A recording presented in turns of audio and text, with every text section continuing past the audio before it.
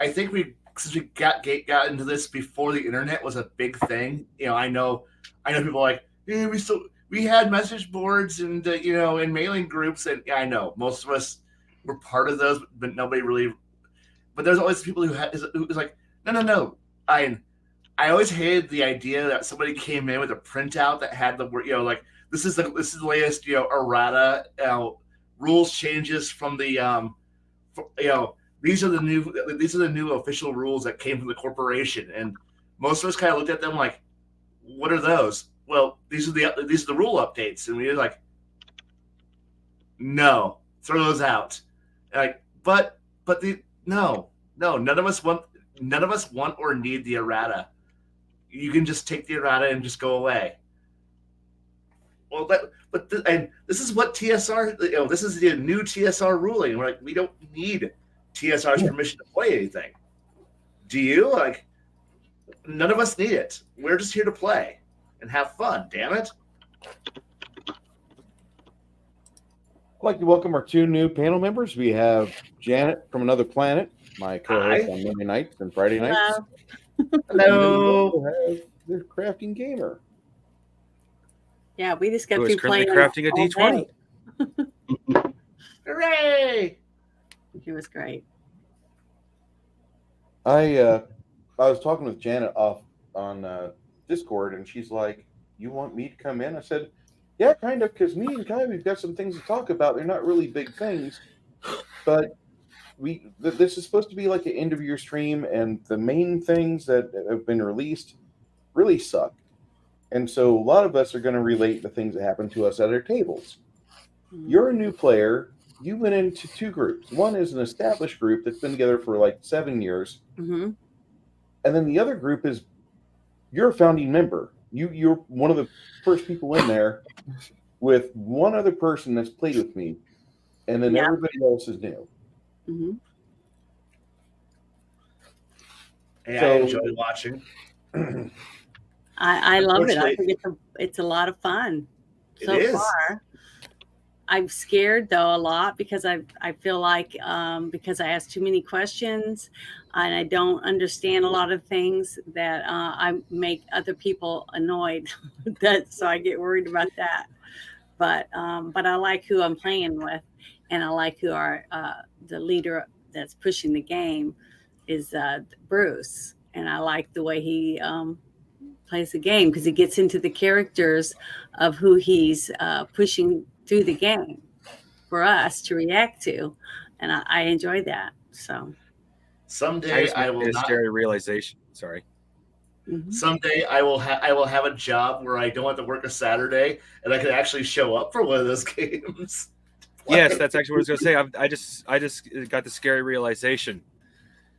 I want to make a landing port for the flying giants, and I want to have a giant living there. Now I foresee that giant being Kai. Hi? What? No. I think that'd be great if you could get a giant to live there. I'm going to help you. Why would it be bad if I was the one running your giant? No, I'm not saying it's bad. I said I would love for him to have a giant living in the tower. No. What I'm referring to, Janet, is when Kai Kai won't exactly take over. Kai will be, I'm happy not to take over. But here's the spreadsheet of how we need to make this a run more efficiently. Mm-hmm. Yeah. I mean, it's not a bad thing. Yeah, that is true. Yeah, you got me there. It's not technically a bad thing. It's just like, oh boy. Look, I have not just been spending, my own free time designing out, how to run a small town. Well, not a small city, but a decent sized city. Mm-hmm.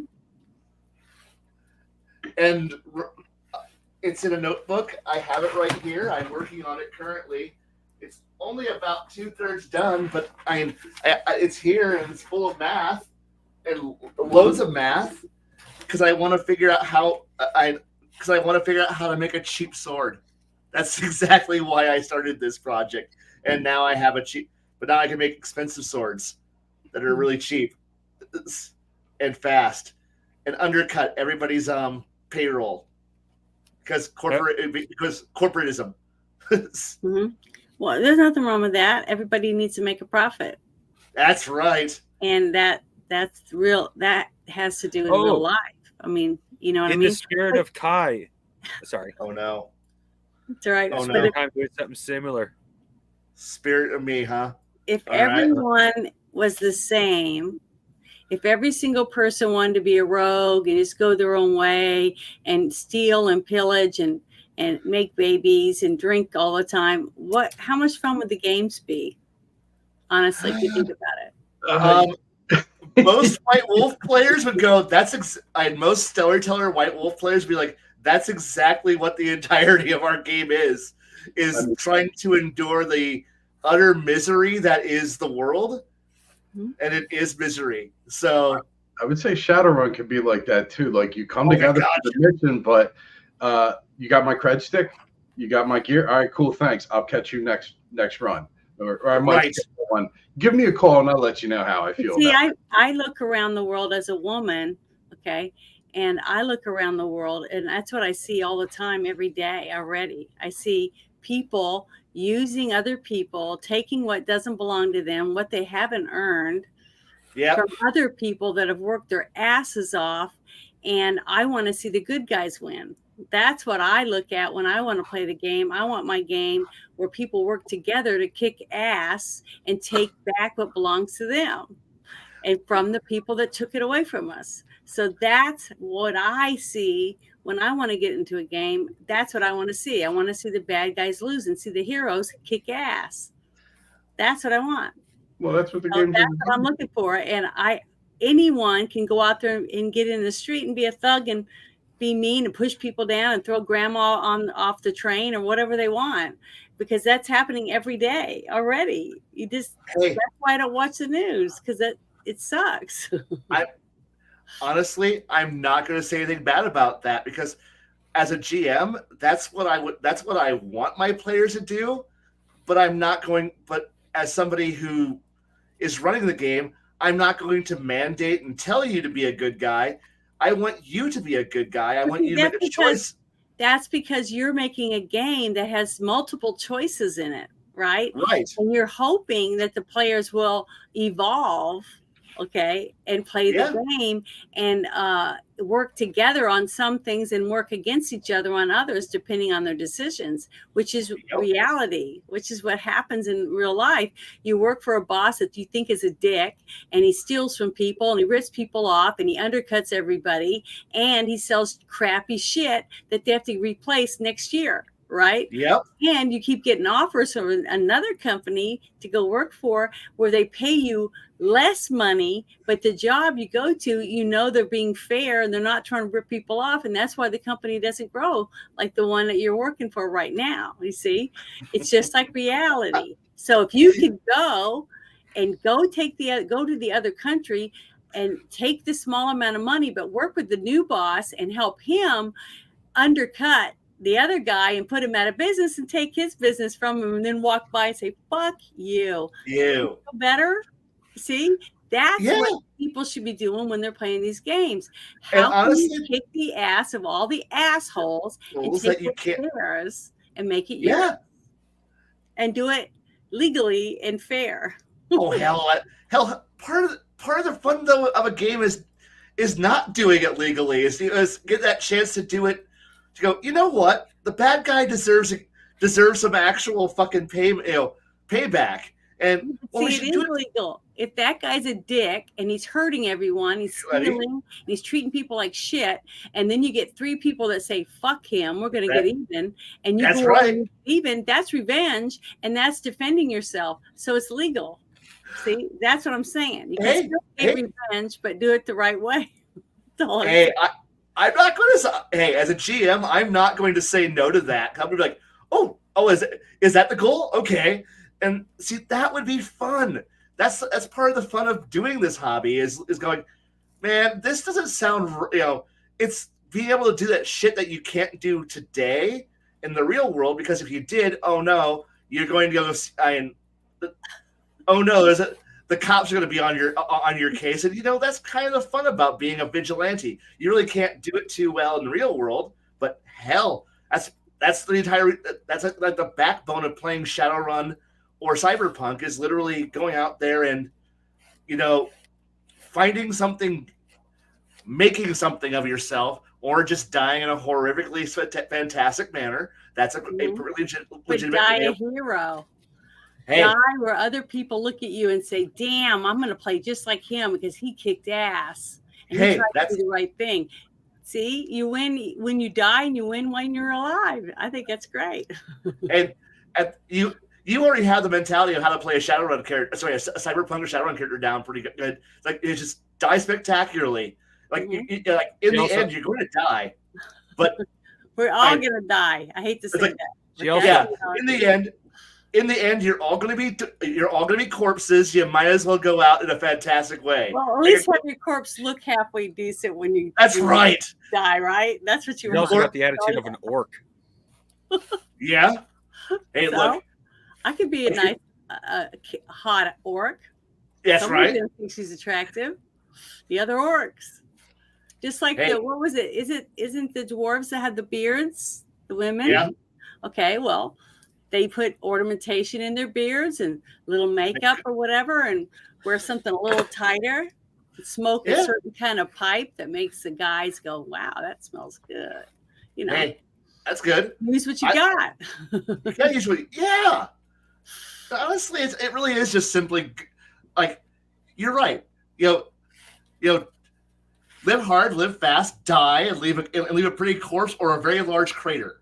That's how you got it. Or take just like I'm not going to say who I'm thinking about when I do this, but take out as many as you can when you go down. My name is Timothy McVeigh. I'm not thinking about him at all. That's disgusting. But I read a bad book once, and I'm sorry. No, that's the excuse that people are like, oh no, he read a bad book. Now he's evil. What? Well, when Bruce first approached me and asked me because I had talked to him about how growing up, I never got to play DD or any of the games with the other kids because I moved every 2 years because my dad was in the military. So they said, well, we're not going to teach you how to play and build your character up for you just to leave. So they just said, you can't play. So they wouldn't let me. So I wanted to for a long, long time, and I never got to. And then I'm a grown woman, got a grown kid, and I get approached. And I'm like, oh, yeah, so I'd love to try. But then I was worried. I was like, they're going to hate me because I'm going to ask too many questions, and I'm going to get on their nerves, whatever else. But I told him when he was asking me what kind of character I wanted, I said, well, I want someone that can help my team be successful because I want to keep them as healthy as I can so that we can get as much done as possible. And I said, so that's what I want. And I want to be able to defend myself, but I don't want to be some, kick-ass warrior where that's all I do is fight and not help everyone else. So I said, that's what I want. That's what I want to be. So he helped me. He's the one who helped me out, but I told him what I wanted and he helped me get started. So. But he's not making my decisions. He lets me make my own decisions, even if it pisses everyone else off.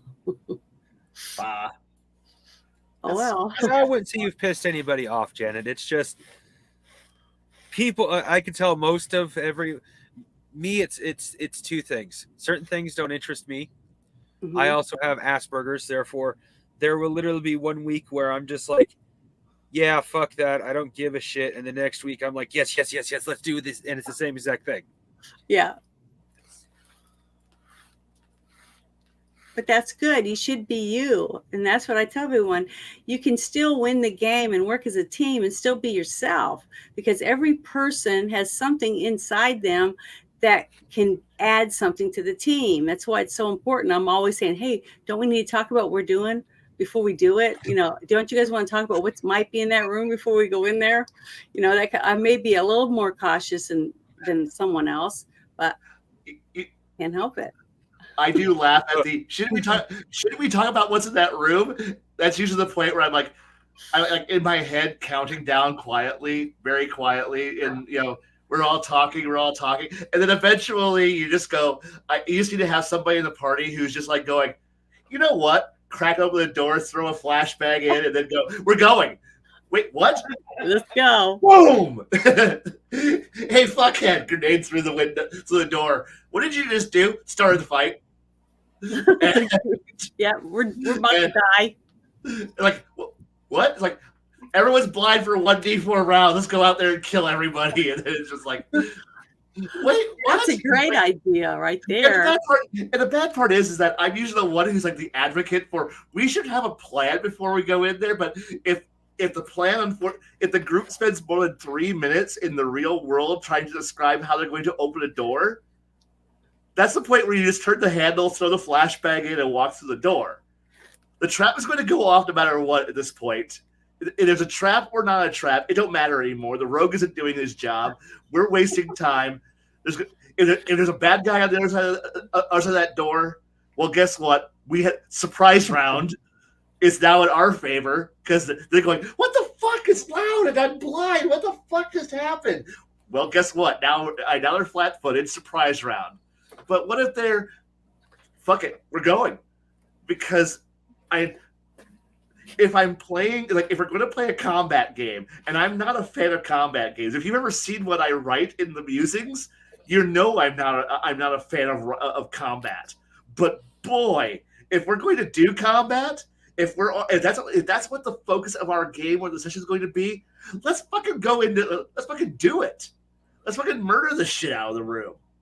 I would like to not fight, not die, because dice equals me being a dead corpse, and I don't want to die. But fuck it, if we're going to do it, kick the door open, throw the flashbang in, and start shooting. Let's just get the fucking.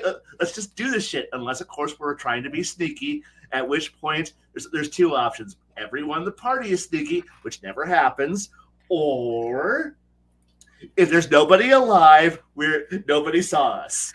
So, well, that's not true either. After what you saw happen to all of us, I know, a giant hole in the ground, and when we came back, we were pretty much all slaughtered by dead people that we left in our wake. So I understand, but like I said, it's the classic meme of there are two ways to handle a stealth mission: either kill everybody or kill nobody. And in the game I've been playing, I tried the first 4 battles to get people to do some sort of strategy. So we were like sitting there discussing, all right, we're going to do this. I opened the door and start swinging. It's like, what happened to us putting oil on the stairs? I thought that was a legit idea. Hey, I was right with you. I was trying to come up with some good ideas. I thought it was a great idea too with the oil and catch them on fire and come down there. But look, I personally as a player only have 2 modes. That's being patient and no patience. Well, I guess it really depends on what you feel like that day, you know? The worst part, Kai, is that we did have patience. We had patience for the entire conversation. We laid out a good 4 different plans. And then we were just like, okay, which one are we going to go with? The one where we just simply, that's at that point, we just walk up the stairs and do it. It's like we actually took the time to make up several plans and then we just ignore them. Mm-hmm. Look, too many years of playing Shadowrun, too many years of playing Cyberpunk, too many years of playing too many other games where we come up with 14 plans and then the plan we go with is kick door open, start shooting. Or the backup plan is kick door open, start shooting. And at which point I just realized, why don't we just skip all the plans and go straight to kick door open and start shooting? Because we save time. And like, man, plan B is a good plan. Why isn't this plan A? And when I'm with subtle, skilled players, it's really cool. But when I realize you got, like, I know we say this a lot in Table Breakers, but it's the read the room, read the table, know who you're with, and if you realize that who the people at your table, if you got the best special forces infiltration spy team of ninjas, fuck yeah, get in, get out, kill one person, play Hitman, Assassin's Creed, awesome. But let's be honest, most of us are playing Borderlands, or most of us are playing playing Skyrim, where we're running in there, Fusro dying and using destruction magic at max. We don't know how. What I see is all the guys wanting to be John Wick. Yes. This is kill everything. This scorch earth, and it's funny to me. I'm like, what? Why? Why do we have to kill everybody? But it seems like a lot of guys want to do it that way, or they just want to be as far away as they can be and kill everyone at a distance. Well, my first thought that's an example of them not 100% like that. When we first ran across the Cobalt, my first thought is, all right, we put them to sleep, and then we tie them up and then interrogate them, see what they're actually doing down here. And then basically Bruce said, oh, they're basically rape hobos. Oh, no, I will not stand rape hobos. Now, in my defense for wanting to be playing John Wick characters is that most of the time I would prefer to go, no, I want to go to my apartment. I want to have a nice, relaxing time on my recliner. It's usually when somebody decides to, pull a John Wick moment of, I kick your dog. Why did you kill my dog? Because I'm a bad guy. I'm like, well, I guess it's time to kill everybody in the room.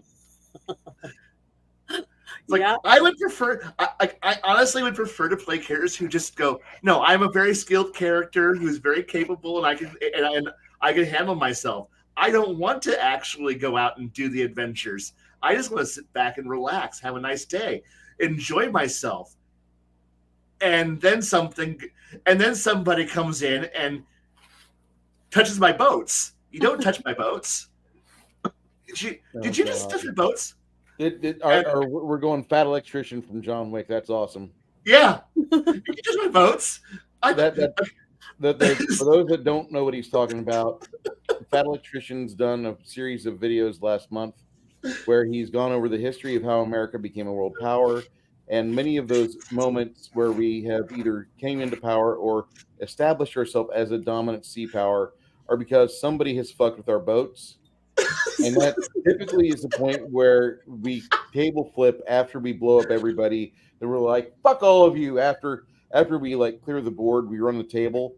We just completely flip it over, like the Operation Praying Mantis, where we went over to Iran and we got rid of their three fucking oil proportionate response. Thank you very much. Proportionate. Well, what I've always imagined for since we're on the John Wick topic, but I've always imagined for Kai's character like that.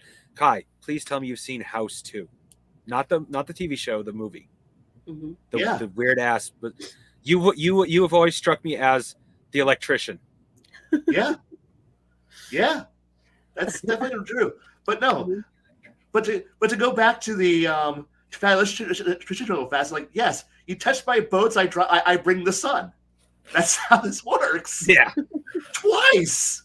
But did he cover the fact that those were all setups that we staged? I know. Purposely fuck with our shit. I know.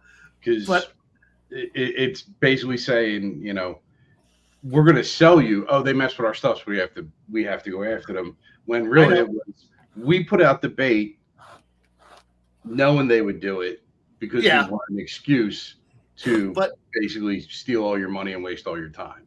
Now, unlike the United States, when I'm playing, I'm not trying to set out the bait. I'm actually legitimately what the PSYOP is supposed to be trying to make it look like we're doing. I'm actually innocent. I'm having a nice day of my life. You came and touched my boats. Shit goes wrong. Shit goes wrong from that point forward. Mm-hmm. John Wick, it's you killed his dog. Mine is you touched my boats. Shit gets real at that point, and we start killing things, and we do it very, very with extreme prejudice to the point where it's where the GM is we're like, why are you going so hard on this? And I'm like, because I want to send a message to please do not ever touch my shit again. It's like, but you left an entire city on fire. And the survivors now know to don't touch my shit. And anyone survives. Because if no one survives, you got to train in a whole new group of people. That's right. It's like, and now you're going to sit back and go, do I really want to touch his shit? And I'm like, no, you don't. I don't want to continue to beat you up for your lunch money. So please stop touching my stuff. Yeah. And Janet. What? Give you, I'm pretty sure Bruce doesn't know this either, since I believe he said he doesn't know how. To the inside joke between Kai and I, there's an electrician who gets called to a house with interdimensional powers. He opens up one of the interdimensional portals and literally just like, yeah, I've seen this before. I know what to do here. He opens up his toolbox, pulls off a thing, and you see a sword beneath. He walks in with a hammer. Part of the way through, he goes, go, don't worry, I'll be right behind you. I gotta get, I promised my kid I'd be at his Little League game, as he's holding up the hammer and the sword and fighting out somebody.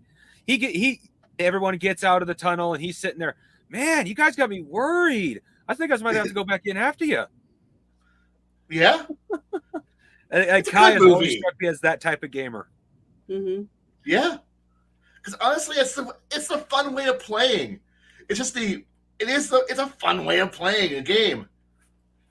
Try to be prepared for both scenarios. Yeah. Because either the shit's going to hit the fan or the shit's going to hit the fan. Right. Right? Because that's what's going to happen. And you know it's going to. You just don't know when it's going to happen. That's the thing.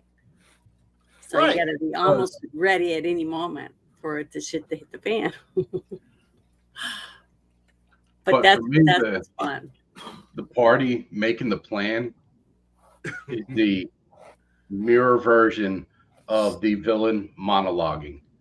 It's it like that's the one thing I'll say with like Shadowrun. Most of the plan reminds me of like Burn Notice. It's discussed before you go into the adventure. You're in the planning phase, where in D&D you usually don't have a chance to do that kind of recon, and you have to do it on the fly. But have you seen Humans in Households? No, I have not. Highly recommend it. It's from the gamers. It's a short little 3-part web series. I think they might be 12, 15 minutes a piece. It's medieval people playing us current day and what it would look like. So they're trying to get in a door. They spend like 20 minutes. They spend like 7 minutes trying to cross the street because they're looking for traps. They're trying to discern the motive and this and that. And it's just like, yeah, like, could you imagine being the evil wizard in the tower, scrying, watching the party, like argue and debate over the door. And 20 minutes later, you're now breaching the door. And it's like, yeah, I could have just dropped the boulder on you guys. I could have. The absurdity, but it's also fun. It is. I mean, like I said, to me, it's exciting because watching Bruce portray the different characters and then lay out the scenario, and I can almost feel the anticipation of what he's hoping that we're going to do, what decision we're going to make. Because sometimes he'll say, well, there's always other things you can do, because he's trying to get you to go in a certain direction, but you're not, and we're all arguing or whatever in either game that we were playing about what we want to do. And he already knows the different scenarios that can happen, and he's just waiting for one of us to choose something. But he knows if you take that route, it's not going to be a good one because he already knows that. But he can't tell you because that's I was about to say, I don't think Bruce is trying to direct so much as he's trying to warn. No, you can. Once you spend enough time with him, you see his facial expressions, and you listen to the tone of his voice change and things like that. And I know anyone that spends a lot of time with him knows what I'm talking about. Okay, because I can see it. I can tell when he doesn't feel very good. I can tell when he's in a great mood and he's excited. He doesn't want to quit. He just wants to go until he just falls over, asleep. It's standing up, and next thing you know, he's laying on the ground asleep. I could see him doing that stuff. But the thing is, I can see it, and I'm like trying not to get anyone to really make a decision. I'm just putting my information out there and trying to stay focused on what I think my person would do. even though I think he's wanting us to do something totally different. Like today, though, I didn't know that was what was going to happen. But when the one guy said something about the women, young girls disappearing, that's when I went, just like I did when they had that baby in their arms that day when I was playing, and I didn't know whether I was supposed to do that or not, or if I could even do anything. But I asked Bruce, I said, can we bring that baby back to life? And then that's when the other characters started saying, we could do this, we could do that. And then we started doing it. You see what I mean? So the thing is, listening to what he's laying out in front of you and telling you what's happening around us. And then we all have to talk to each other about which direction we want to go. Because one of my favorite games when I first started playing on the computer was called Zork. I don't know if you guys ever heard of it. I love that game. I could play that game for hours and hours and hours. I just loved it because I didn't know, you couldn't see anything. It was all in your head. Everything was like reading a book and playing it. You know what I mean? And making different decisions depending on whether you want to climb that tree and get the gold encrusted egg out of the nest, that type of stuff. I just loved it. And to me, that's how I see this game. I mean, I don't know if you guys can see it that way, but that's how I see it. I see it as depending on how many steps we take this way, or whether I'm facing that direction or that direction, of what's going to happen to all of us. See, that's how I look at this, and I can't help it, but that's how I see it. I mean, you're not wrong. That is legitimately what the game is. Well, I mean, that's exactly how I see it. And when he tells me about it and I listen, and then I listen to what each of the other players are saying, and I'm like, I didn't even think about that, So that's why I love having different people playing different characters, and the individuality of each person brings so much to the plate. They don't even realize it. Just like I don't realize, maybe I might say something that's really smart or a good idea, or something that's really stupid, But the thing is, it's the fact that we want to interact with each other because we all want to do a certain job. We want to achieve a certain goal because we all want to play. You see? That's what makes it good. If you have a bunch of people that sit around going, yeah, whatever, how much fun is that? And I've seen people play that way. And to me, it's boring as shit. And I wouldn't play that game with them. I would, no matter how many times they ask me, I just wouldn't play. That's why I like Texas Hold'em. I love Texas Hold'em because you can watch everybody's expressions and the way that they bet, and you can tell whether that guy's a dick and he's just going all in because he don't have shit, and he always loses. You see? So I don't know. It's like you got to have a good poker face, and you do on this game, depending on what it is that you want to accomplish. At least that's how I see it. It's all strategic, but feelings too, because I love the fact that I can see that soft side of Bruce because of him coming up with the idea of the young girl, like I said, the mother carrying her young child that's limp in her arms. Just the way he says things and the way he talks about what just happened and how happy they were when we saved those girls tonight, right? We saved a bunch of girls. We didn't save all of them because they were already dead. But the way he explains it afterward and how he talks about each character and what they did to help the girls, and then what the people in the city are rewarding the different people in our group for the different things that they were able to accomplish. And I just think that's great because to me, I'd hope that people in real life would do that. But, we don't live in a world like that anymore, even though I wish we could. I would love to. Nowadays, that's called bribery. Well, it's not bribery because we did it not knowing what we were going to get. All we wanted to do was help find those girls. That was it. So altruism. Yeah, it to me, that's one of the reasons I like this game. I enjoy that, seeing us accomplish something and have something to feel good about when you were finished, that we really made an effort, even if we didn't win. Because when I died, I got eaten by an ice worm, but it was sure fun. It was best death I could ever think of getting, and I died, but I got brought back to life. But the thing is, it was getting there and what we had to go through to get there. Now I will do everything in my power for that whole scenario to never happen to me again. But Yeah. you know, I just loved how you referenced that for so long. Bruce ate my ass. yeah, he ate my ass. He did. He just came right up out of the ground and ate me. So it was over really quick like that. But you know, that's what happened. But I wasn't the only one that died. Who else died? Someone else died Oh God. that day. Connell? I don't remember. I don't think it was Connell. Yeah, I thought it was Connell. Oh, was it? Okay. Well, what I'm saying is that almost all of us died. We were all near death in critical condition, but we deserved to be because we were stupid as shit. And that's what happens when you make dumb mistakes. You can die from them in real life. So that's what, I don't know. I just loved it. I thought it was great. And I thought today's game was really, really good because we took risks, and we came out, you know, on top as heroes basically, and we helped someone. We were unselfish, and I like that. I wish more of us could do that. But hey, that's like the only thing I'm just gonna interject here, and I'm gonna let you guys continue to talk after this.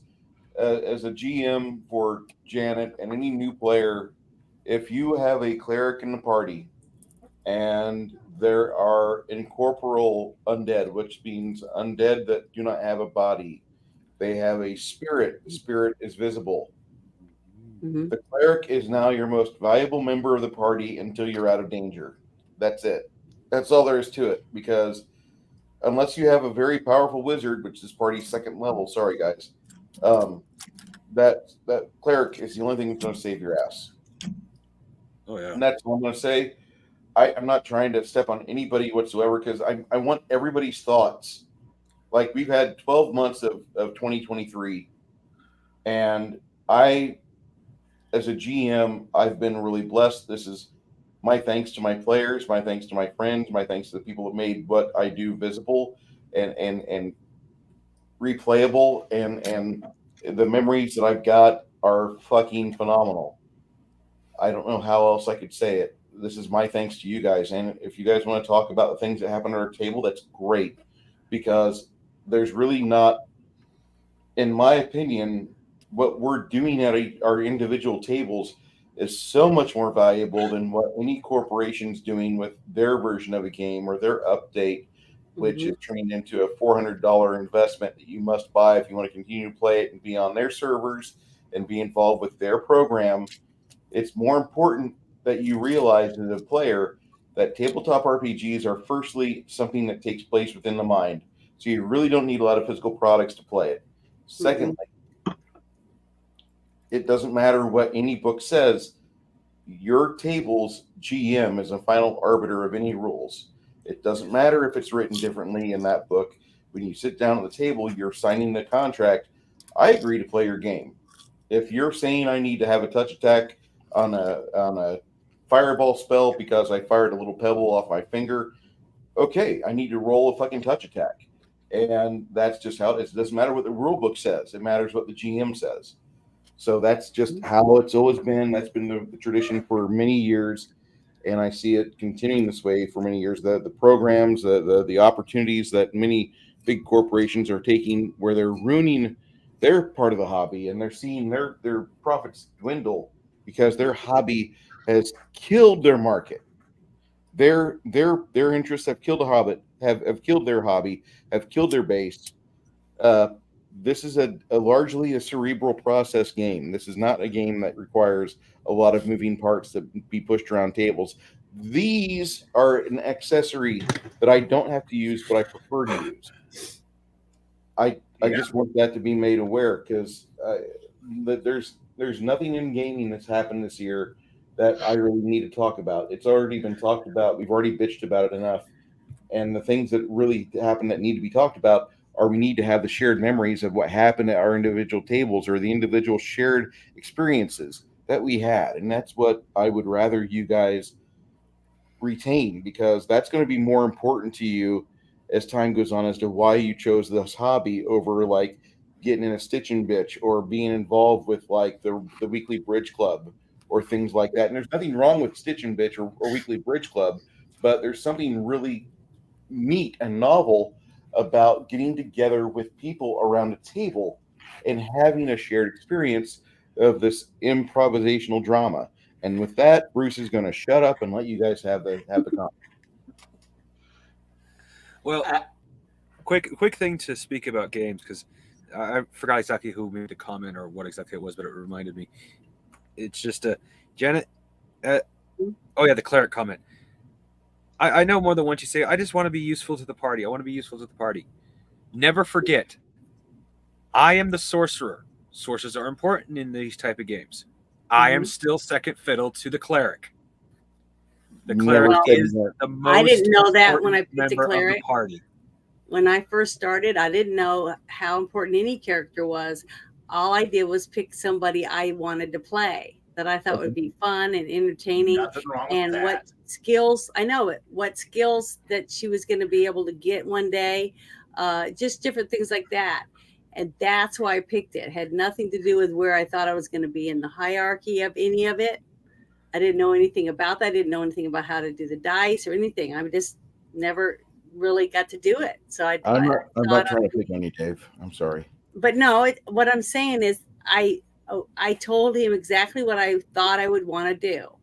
And then he helped me do it from that. And I said I'd like to be half human and half elf because I've always loved the Hobbit, series and all that. So I thought being a half elf would be kind of cool, you know. Round is awesome. So that's why I picked it. So that's why I chose what I chose, simply because of the knowledge that I had on the different things that was available to my character. That is the only reason I did it. But I did tell him that if I was going to do something else, I would want to play a very dark character, because he was telling me about some of the other types of games people play, because I never knew that you could play this and be a role-playing game for Star Trek characters. I would love to try that, or any of these other ones, vampires and werewolves and stuff. That sounds exciting to me, So there's lots of stuff. Being all badasses where you go around and you kick everybody's ass and steal and do all that, just like you were saying. I think that's great, but I never knew that there was out there until I started understanding more about how to play the game in myself. So now it sounds very interesting. When Lady was talking about, was it you that brought it up earlier today, Lady? After we were done, that would. I mean, I was just saying that because Bruce has mentioned more than once that you might like that. I'm like, well, if I think it'd be great. I'd love to try it. Then maybe change the system, but that you can use any system, and there's so many. You can just you can even use just Bruce's system, and have a different setting. It's just sometimes it just changes the taste, the pace, the tone, yeah, it would all change because you're using darker characters. Like most of these games are designed for us to be the good guys. After 20 years, remember, I'm writing a book. I'm almost finished with it. I think I've got about 2 more chapters to go about vampires and no werewolves, but vampires and archangels and witches and warlocks. So I'm into vampires and stuff, so I think I really could get into that, hopefully. It's just, most of these games are designed to be the good guy. Sometimes it gets old. Sometimes the good guy can't get the job done. Sorry, like the Punisher, not a good guy. No. He may. He's an anti-hero. For people that you would consider good, but he himself, you can't do revenge and be good. Justice is different. Revenge, there's a pleasure in it. There's a tit for tat involved. Justice is justice, and guess what? That's kind of the mess we're in the RL. It's slow, and it's inaccurate, and it's imperfect. Yep. But I mean. Well, it's partially that way now, just because it makes it easier for certain people with money to get around certain things. That's been around since caveman days. I got 5 rocks, you got 2. I'll give this guy 2 rocks and, I'm not in trouble anymore. That has been around since before we could literally figure out. Caveman day when the one guy had a bigger club, he was the winner, right? There will always be the haves and the have-nots. And when the have-nots rise up, the cycle starts over. Well, one day I'm absolutely convinced sorry. No, go ahead. Go ahead. I'm absolutely convinced that at one point in our caveman days, because men are so obsessed with penis size, at one point in our caveman days, that was literally how we determined who was the victor, who had the bigger penis. Mm-hmm. Probably not, but if not, it makes good for a joke. Like, it would be who has more kids. How many concubines have you filled? No, who had the biggest stag? Who brought the biggest bear home? That kind of stuff. I think would be the women would be more impressed by this size of the meals that the man was able to bring back to her children and stuff. That is. I was referring to a contest between men. My husband's better than your husband because look what he brought home. You got that measly rabbit. I got this bear. That kind of stuff. And the women are the ones that push the men to be. Well, technically, we're right. One of the reasons why men have fantasies, like this is actual genetics. One of the reasons why a lot of men have fantasies about multiple women, even if they're not truly interested, is due to the fact that we're not actually a polygamy, one marriage. We're not a polygamy species. Mm-hmm. I believe that, but it goes both ways. Yeah, that is true. Well, men generally, as genetically, want to sire as many offspring as possible, with as many women as possible to spread their seed as far as possible.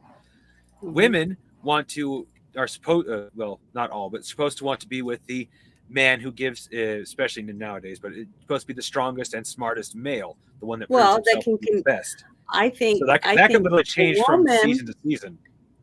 A woman runs out of time, okay? Because a woman only has eggs for a certain amount of time in her life, so she has to find the best mate to help her have the babies that she can have and she's allotted to have in a certain amount of time. A man can produce a baby all the way up until the day he dies. You guys make sperm every single day if you want to, right? Your body can bless America. I mean, it's true. I mean, this is I know about that kind of stuff. But the thing is, a woman only has so many eggs. So when those eggs are gone, she goes into menopause. She's no longer able to carry a baby or have a baby because she can't bring out an egg to actually get pregnant. But some women can. I was reading the other day, it was a woman that was 76 years old, was the oldest woman to give birth. And she gave birth to twins. So they can do it. I mean, women can do it. I mean, it's just scary to think about it. But what I'm saying is it can happen. So everyone's different, but men can do it all the way up. A man can have hundreds of kids. A man can make 100 babies. Simply all the way up until he's 100 years old. As long as he can get it going, he can get somebody pregnant. That's just the way it is. But a woman wants a man from caveman times, this is what I'm using, that can give her a safe place to live and give her food and nourishment because she's going to have his babies and she's got to raise them and they got to eat right, because if their kids don't grow up, then they're not successful, right? If you have no kids, then basically you haven't really left the next generation to take over your cave when you're gone, right? So that's what the whole thing was. So to me, that's why I said if the man brought home a great big bear and he skinned it and you have a nice bear skin rug on the floor, you're going to go get all the girls and say, look at this rug. Oh, it's awesome. He's so great. That's what women do. And that's because our hormones are telling us, I have a good provider and I'm going to keep a hold of him. I'm not sharing him because I want him. He's mine. And I'm going to do everything I can to look attractive and be there for him because I want to be in his cave. I want to be the girl that's there and keeping him happy and keeping him warm and cooking his meals. I don't want another. Literally the next time she's ready to have, right? And literally the next time she's ready to have kids, it could be another male. Well, it could, but as long as he's providing me everything I need, and I see other women wanting him, then I'm going to fight for him. that's, what does everyone want? What you can't have, right? So you got to go out and you're going to make sure that no one can have him. And just like you're going to try to make sure I get what I want, so I won't go to anyone else because I'm getting everything I need. And that's what's so today, I believe it's the same thing. If you work at your relationship and you're there for each other and your partners and you look at everything the same way and want the same things, then you can have a relationship that lasts. But if you're both wanting two different things and you're always going in two different directions, how is that supposed to last? So that's what I'm saying. It's exactly the same thing. No, I'm just sitting and listening. I can cross your head off, buddy. Kind of shadowed, and with the shadowing is just right. It looks like you're on the verge of saying something. Yeah, Basu. No, he never shuts up. No, I'm just sitting here going. Honestly, this is kind of like when I GM. This is literally just me going. This is pretty much what I do anyway. So I allow for these kind of things to happen, and then I just shut the fuck up and go. No, you're good. You don't need me to talk never for anything. Do that. I could never be a GM. I don't think I could ever make my own game. Shut up. I couldn't shut up long enough to do it. So I just wouldn't be able to do it. I know my limits. The secret to being a GM is knowing when to shut up and let everyone else talk. Yep. And then you're like, I haven't achieved that yet. Two bits of miniature information. One, I said this on camera. I bought a box, the Combat Patrol for the Adeptus Sororitas. And I introduced Janet to the Adeptus Sororitas by showing her a couple of the minis. Mm-hmm. They're cool minis. And I want her to. I'm trying to convince her to cosplay as one. Yeah, I said you have to send me the stuff so I can look at it and see if I can do it. Because I've made lots of my costumes. So. Well, if that be the case, I will literally buy the one that one I showed you where she has her foot on a pile of bones. I will buy that one, paint it up, and send it to you. I'll actually go ahead and do a little bit of cheat. I'll put a hook on it so you can hang it on your Christmas tree. So you got it for after you've used it for your. Or I can just hang it from the ceiling in my office. Or yeah. Because my office is pretty full of stuff already. Worst part about it is I don't have money to just burn, but I always save just a little bit for little things like this because it makes me feel really, really good to do this kind of stuff. Yeah, and everybody should have something you just love to do, a release. Well, I'm referring to, like, for example, I don't know if Kai cringed on the outside, but I'm pretty sure he cringed on the inside a little bit when I said turn it into something besides a model because they are not cheap, admittedly. Yeah. Just a hair. Just a hair. I mean, yeah. So anyone who hears GW and then say, oh, yeah, I'll just buy this and give it to you makes it sound like I got a crap ton of money when I don't. Yeah, I don't think anybody's made of money anymore, really. Not under this administration. Not right now. I used to talk about that a lot. If you think about it, you have like Beyonce, right? She makes $300 million a year. Okay, this is guesstimation, right? So if you took half of her income away, she's still going to have drivers, fancy house, a yacht. She's still going to, pretty much her lifestyle isn't going to change. But if you make $100,000 a year and they take half of your money, your lifestyle is totally going to be different, right? Oh, yeah. It changes a lot as you go down the food chain. And a lot of people just can't comprehend that when you try to explain to them and you're looking at them and they're like, that doesn't make any sense. But it makes perfect sense to me. That's why those people that are way up there, that no matter how much you take half their income, they don't notice a change. That's why they say, oh, everyone should all have to do without. Like if you have 3 jets, well, you should only have 1. But you shouldn't fly and you shouldn't drive because you're ruining the earth. But they could still fly one of their jets. You see, it's total stupidity from these people, and they're trying to make us change our lifestyle when they're not willing to change theirs. I would love to have a TV show where you take these very rich people and you make them come and live in your house, and they have to cook and clean and do all the things that you would do on a normally for a month. Let's see them do it for 1 month and see how they do without getting their nails done and their hair done, and having to feed chickens or take care of cattle, and just do normal things, or go with Bruce every day to work. They actually tried a show like that once. It didn't last a full season. That was different. That was the one where the boss would go and do the job of the people. No. There was an actual show where people who had money would go. People with money would go into some sort of not the boss, not undercover boss. This was like I think it was literally called Undercover Rich or something like that.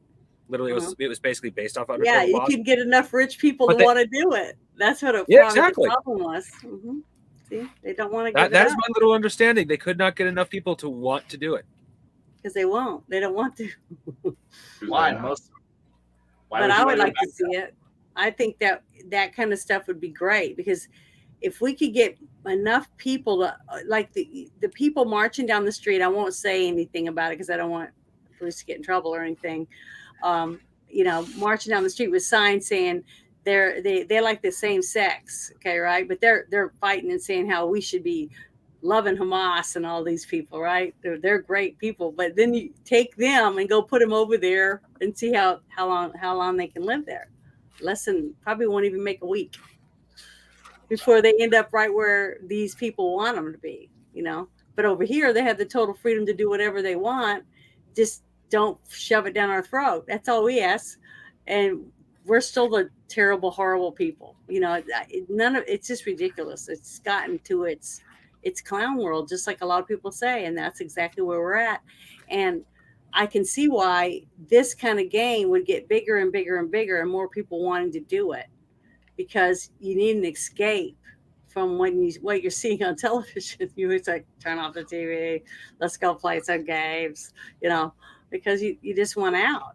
But that's why I'm saying, that's why I love playing the type of games that I feel like I play with Bruce, is because I want to see good in people. I want to see people work as a team to accomplish good things, because we can if we work together, but just not enough of us in the world to want to help the people that need help, and do it because we want to do it, not because we're going to get tons of shit or recognition and be on the news every day, So just like a Navy SEAL, Navy SEAL makes, lucky if they make $65,000 a year, but they're doing stuff that people can't even imagine what kind of stuff they go through to do. Because I know my dad was a jungle survival instructor. He taught those guys different things about scuba diving, how to survive on the beach with nothing, what to eat, how to make fresh water, all that stuff.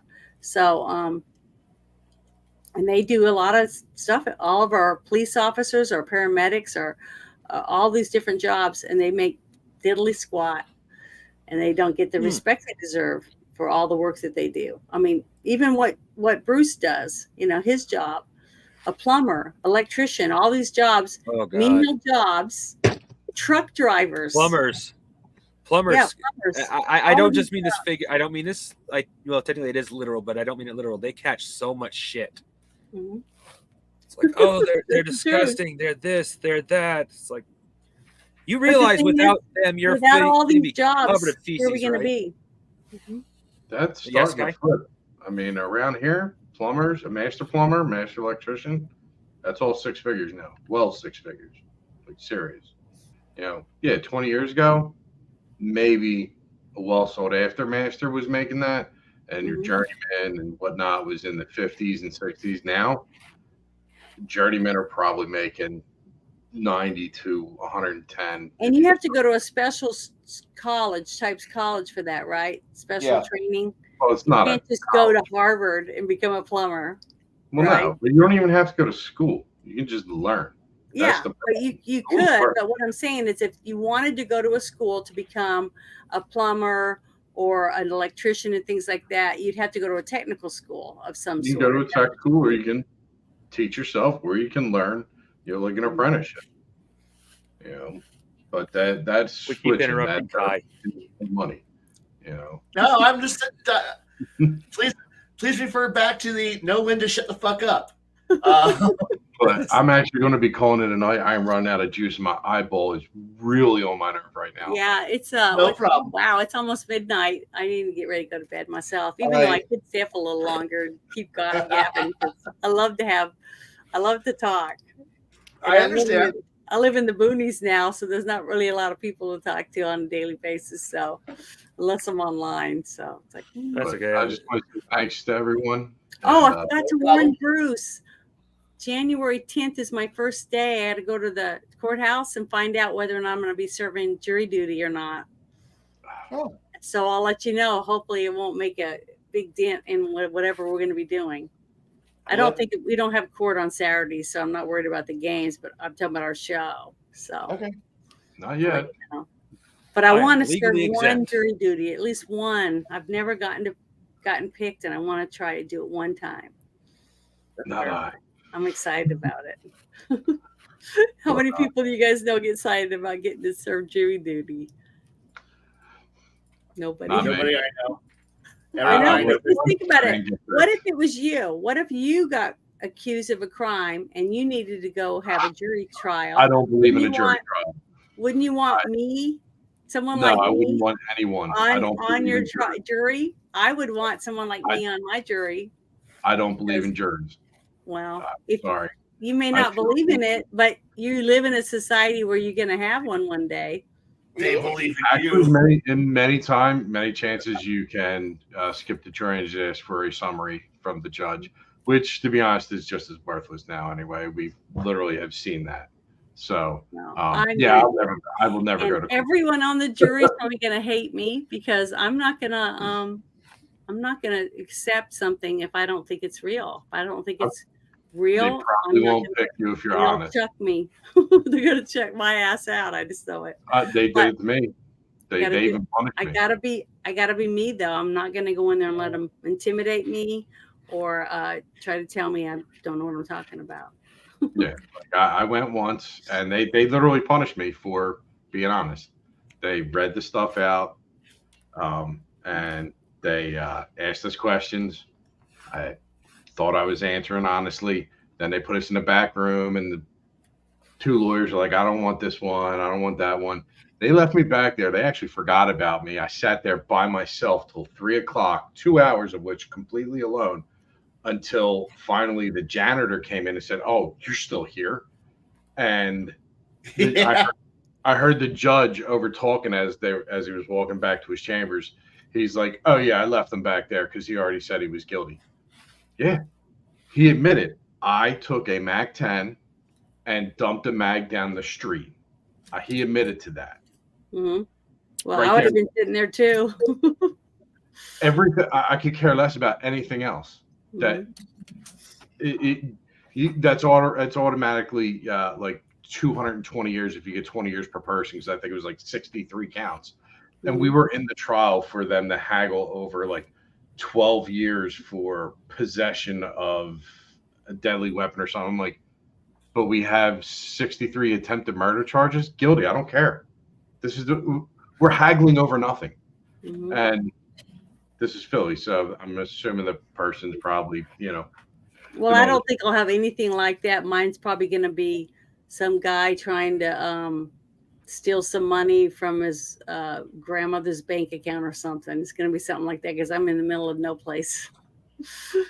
It's not going to be anything like, something that would happen in a big city, I don't think. Yeah. Well, you'd be surprised. But I'm excited just to get to. This is my first time I've ever been asked to do it because I've moved around so much. I'm just never in the system long enough, I don't guess.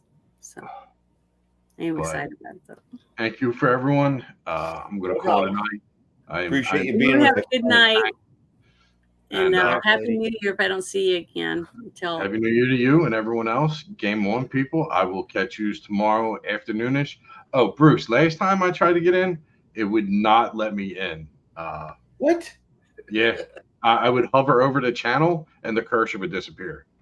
I mentioned it to Six Nations. He's like, it does that sometimes. I'm like, and I didn't want to text you and be like, hey, can you help me? Because you're already watching the show and whatnot. But I will try and catch up with you tomorrow. Yeah. All right. So Fair. come on, rant on, sleep well, and catch you tomorrow. Whenever I get around to it. Yeah. We'll see you tomorrow.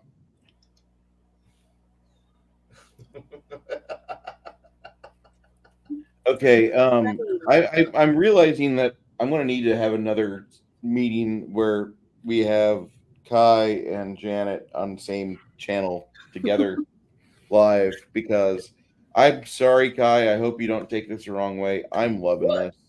That's okay. Why? Because I never shut up. No. Because, well, part of that, yes, because watching Kai's facial expressions as I paint more orcs, it's kind of funny. He's like, he's got the like. I wanted to say something, but she's got a point. Let me I'm wait. not gonna say shit at this point. I'm okay. Yeah. No, go ahead. What were you If wanting you to hurt talk my about? feelings, I'll just cry for a few minutes. I mean, I won't cry all night or anything. No, we're good. It's all good. I'm just sitting here smiling, notes through it, going, I'm just "Oh, it's kidding. all good." Was there something that we're skipping over and you need to help illustrate, Kai? No, honestly, the most that I was going to even bother to even point towards was the simple fact that well, one, I was trying very hard to dodge all political and current events because I want to focus on on gaming. I realized nope. I'm just gonna stay quiet through all this because no, and I honestly was just enjoying everything. Everyone was just talking, and what else was I on? I guess I was just more going. The entire reason why I GM and run the way I do is mostly because of the fact that I want to see what people want to be. Because rather than try to force someone and say you have to be this way, I want to see what people will want to do when they're given the freedom to be who they want to be, become who they want to be, not what I tell you have to be. I want to see who you really want to be. And so it's like most of the time I find out that most people want to be good people and therefore they want to do this. And I find out that when I'm playing, I'm shaped a lot by either you give me the freedom to be what I want to be and be something cool, but the moment I'm told that I have to be a certain way, that changes how I play immensely. And it becomes, now I'm like, okay, you told me what, GM, you told me what you want. Now I'm going to play to what you want, which is the whole reason why I had the response I had on Thursday, which was, well, now I know what you want me to be, which is you want me to be a murder machine. You told me to play what I want to be. I want to be a fun character. I want to be a good character. I want to be a support character who's playful and avoiding combat. What I'm told is I need you to be a murder machine. So now it's no longer escapism. It's no longer me wanting to be what I want to be. Now it's I have a job to do. Now I have to murder. And it's one of those things where it's like and there's those attempts of, hey, I want to diffuse it so that way no, you can play a good fun character. I'm like, no. I now know that the only job that I can do is murder, is destruction. Like my job now is to remove the enemies that stand between us and whatever threat that the GM throws at us. And at that point, it's just punch in. You go over to the time clock, you punch in, and say, the next 8 hours, I'm here to kill everybody. And then I punch out and go home. There's no other value to it. Much like how I don't want to play a mercenary. But if the only way I can advance is to be a mercenary, I'm going to be the best damn mercenary I could possibly be. It's like, if I have to focus on money, I'm going to focus exclusively on money to the point where I don't have to focus on money, so I can now go do something else with my time. If it's almost like this Maslow's hierarchy of needs in gaming. If I'm forced to stay at money, I will never advance past money. If I have to focus on only my survival, and the only way, like, where every fight is a fight of so if I move past, I need to survive. Like, I kill because I have to get money. But if I can get past money, now it's every single fight will always be the most lethal fight you will ever encounter. It's going to be death, death, death. And if you slip up for even a moment, you will die. There's no do-overs, no continues, just game over. I'm going to be the best goddamn killer I can possibly be.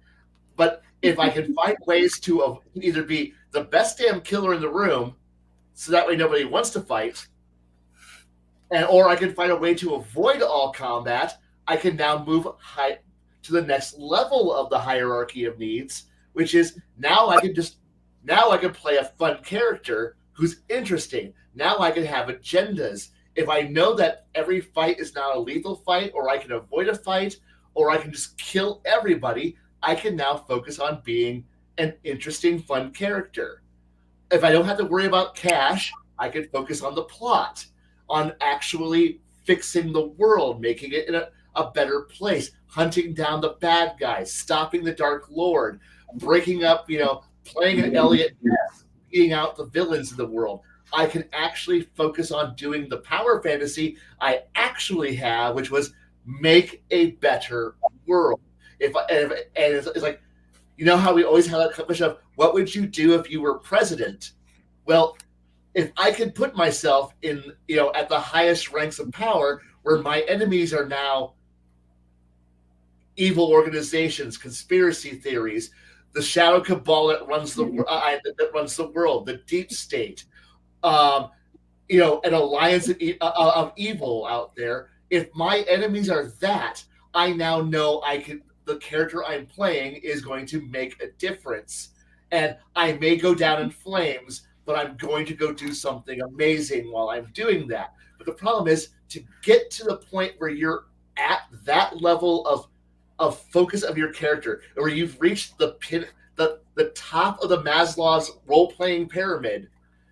You need to be able to get past so many other things, but too many of us stay at the lowest level. There's no point, like, if we're stuck at money, the root of all evil, is if all I care about is money and I can never get past money, I don't, like, what point is it to, I need you to go fight the Dark Lord?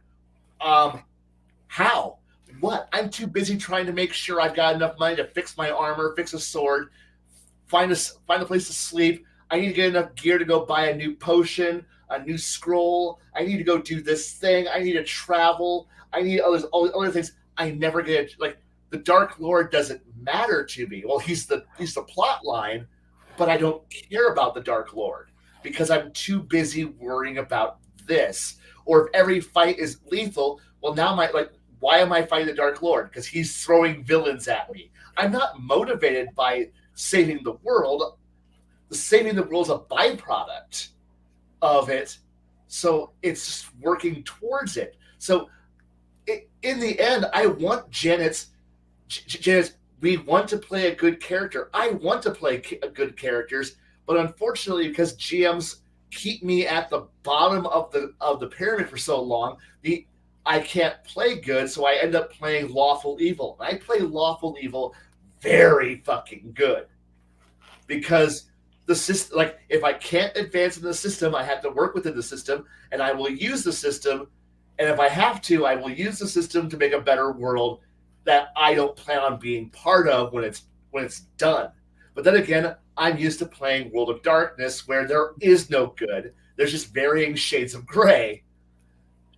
And Kai, yeah. Here. I'll make you happy. Good, the best game ever. So, Kai, that gives me a question then. I know you felt a little roped into the character you played, but did you feel like there was potential to make the kind of fun character you wanted in my game? In a way, I could have easily done. Honestly, I could have played a good. That would have been a great character. Are you familiar at all with Lupin the Third? Nope. It is a fantastic anime. It's an old series. It's hilarious. It's about a group of thieves doing ever increasingly amazing over the top heists. But it's a great series. They're being chased by an incompetent inspector from Interpol.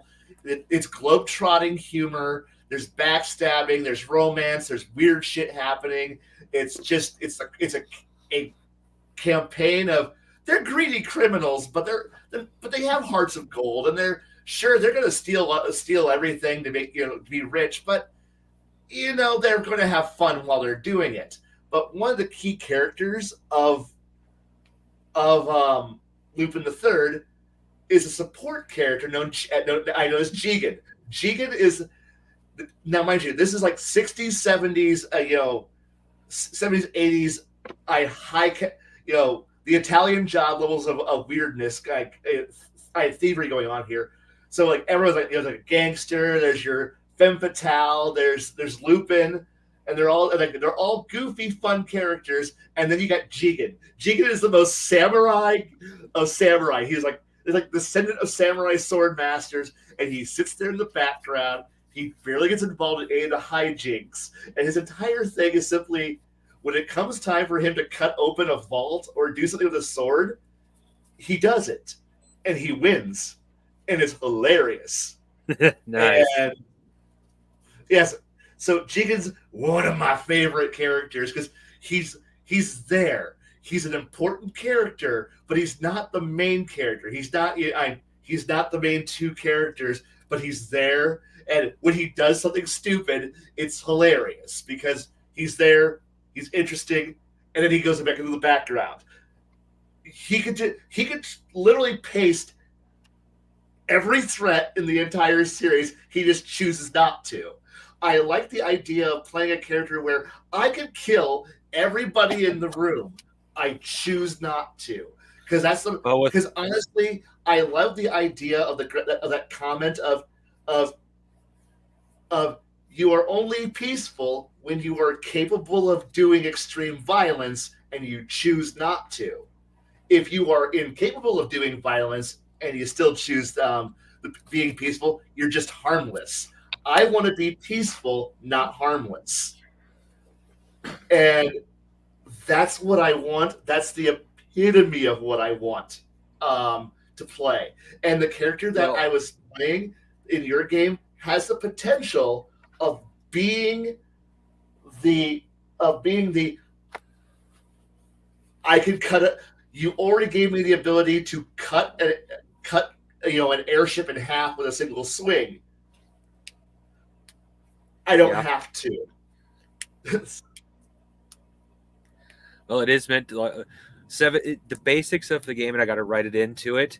The basics of the game is that at 75 points, you can technically create or buy a ship killing attack at rank 1.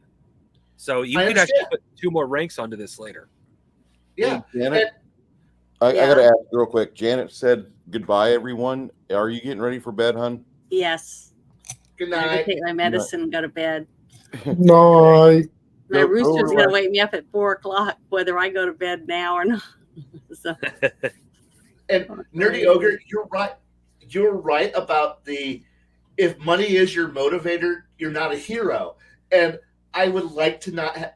I like that mentality, and I really like the players who don't have it as their driving factor. But unfortunately, I've seen many a stream where people are like, the reason why we play is to get the money, is to get the treasure. And at that point, you're playing a mercenary. And are you really enjoying the game? If the entire game is a loot crawl where your job is to go fight through a hole and endless piles of holes to get more loot so you can go to the next hole, to go fight more shit, to get more loot, so you can get higher level, so you can get more loot. You're playing a mercenary. You're playing a loot gathering mercenary who never actually ascends to being a better person. And like, because you've already said that your goal is, I need better loot, I need money so I can get better loot, and you're just stuck at loot. And I've seen players say that's their goal.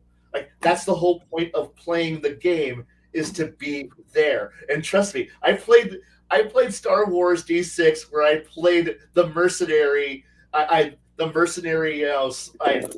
trader captain who's going, I need more money for the next big haul so I can fix the goddamn ship, so I can get a better engine on it so we can do a bigger, better haul, which is also how you play Traveler.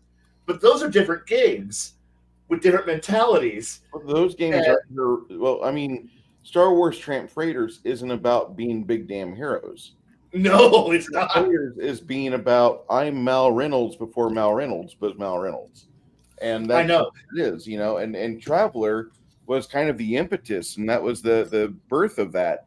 Baron G-Rock has hundreds of nights of Traveler and watching Jeffrey Kopeck stare at his spreadsheets of how much money we should be making, and if we don't make this money, why are we even here? I'm not here for free. And then we would duct tape him to the hole and take away his spreadsheets in game. And he goes, "No, the money!" And we said, "No, the arms that we're going to get from going to this place. But the money!" I said, "We can sell it for some money." He goes, "Wait, we can?" Yes. We're not going to keep it all. He goes, "But the money! I had it all mapped out. We only had to go here to here to here to here." And that's and I will do those kind of things, but the thing is, when I plan them, I expect the GM to put something in the way, like, you know, an Imperial blockade, customs, smugglers, crime lords, rebel scum. Where I'm happily, like, we're our tramp freighter, we're happily going along, and then, you know, like, oh hey, the Imperial Custom Corvette pulls up. We are 100% totally legit. Here's our shipping manifest. Here's everything. Our profit margin is this. This is what we're going to do. This is where we're heading. The flight plan's already been booked. The Imperial goes, "Wow, your papers are entirely in order. Go along, sir." And then we pull off, go 15 feet, and all of a sudden, like 4 X-Wings, pull the fuck over. God damn it! We want your totally legit cargo. For our viewers on X, I do want to say that Janet has left the stream, and while I appreciate her bringing you in here, we do have a channel link for what's live right now. I'm going to put it into the account, or into the the chat. And I got it. And so what I'll do, I'll give you a chance to come on over here, but I'm going to nix the Twitter feed, and then Janet's stream is going to end on YouTube as well. Not that I don't love you, I do, but I want you to understand, like, we are getting this, we're doing this because Janet is going to bed. She's got chickens that will wake her up at 4 in the morning, regardless of what time she went to bed. So she needs to sleep. Yeah. And Nerdy, you're right. It is all about the point, and that does go back to the hierarchy of needs thing, where it is all about hunting for the big score until something pulls you up out of that. It's like when the heroic chance to be heroic comes along. Now the GM has made it no longer about making money.